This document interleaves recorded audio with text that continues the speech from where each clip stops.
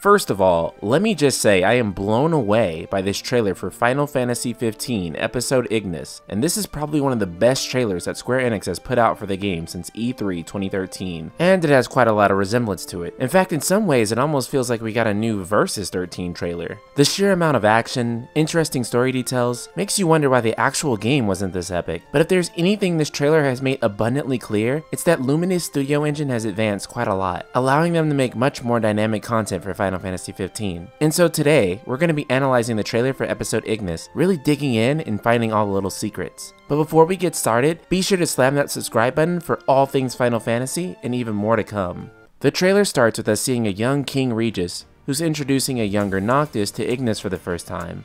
I just want to say that I personally think it's pretty cool that instead of just throwing away Versus 13's design for King Regiss, that they would base the younger model for King Regiss off of that design.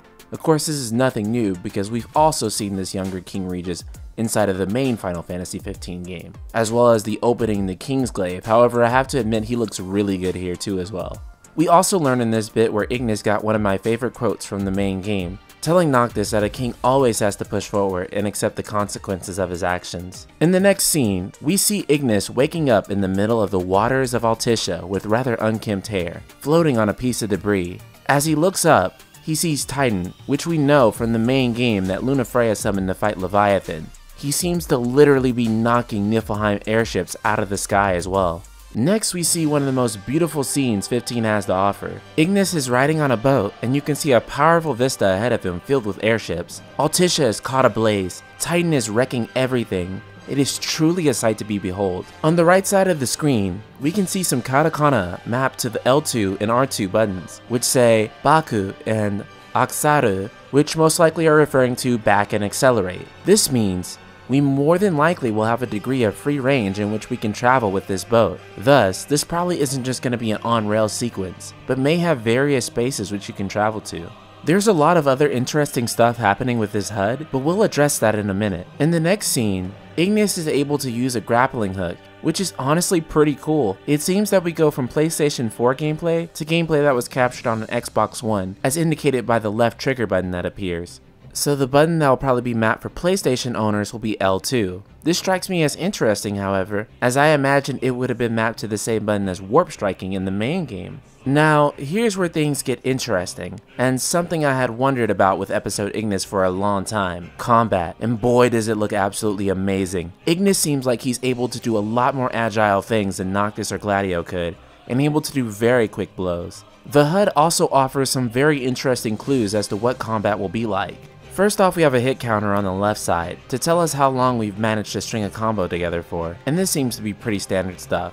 Below that, we have an ATB bar returning to command your allies, in this case Ravus, to launch special attacks. We'll talk more on that in a second. However, below that is something even more interesting. We see blizzard, fire, and thunder elements mapped to the left, up, and right respectively. On the right hand side of the screen, we see a yellow bar that appears to be building upon landing combos and allows Ignis to use a special by pressing triangle. And finally, in the bottom right, we have a damage counter. It's sort of ambiguous what this does, but just like the yellow bar above it, it seems to build every time Ignis lands physical combos. By now, if you're looking at this scene long enough, you might have caught on to the fact that Ignis' daggers actually have been enchanted with thunder magic. Well, in the next few scenes, we see that Ignis' daggers are enchanted with fire and blizzard magic. But what's interesting is that he seems to use special abilities or some kind of finish move with them, but they don't drain MP, or the yellow bar, or the damage circle indicator. So how do you execute them and what's the cost? I have to admit though, Ignis looks super cool executing these abilities. Next we see Ignis hiding behind a corner, listening in on the Empire.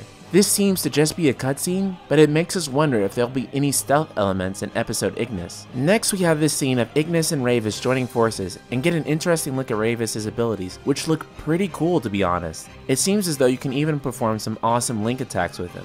We then have Ravus just kind of rolling his sister's dead body over, tragic. A lot of his motivation comes through clearly in this scene, however, admitting that he just wanted to see her happy and be able to live out her life on her own terms. Knowing that her duty as Oracle would cut this short explains why he hates the Lucians. Ravus feels like Regis' inability to protect his mother led to her death, and Noctis' ascension to become the King of Light is now taking his sister away from him. It seems abundantly clear to me that he sees everything being taken away from him. For the first time ever, I can finally make some actual sense of what the hell is going on with his character. And also, as a side note, Luna totally looks like 15's early concept of Stella from the E3 2013 trailer. Then we come to the end of this trailer. This level of emotion in Adam Crosdale's voice adds absolutely incredible level of emotional depth to Ignis' character. But here's where the speculation gets interesting. What remains to be seen is why Ignis is forced to put on the Ring of the Lucii. But also, what is this purple energy ball of darkness that Arden seems to be holding in his hand?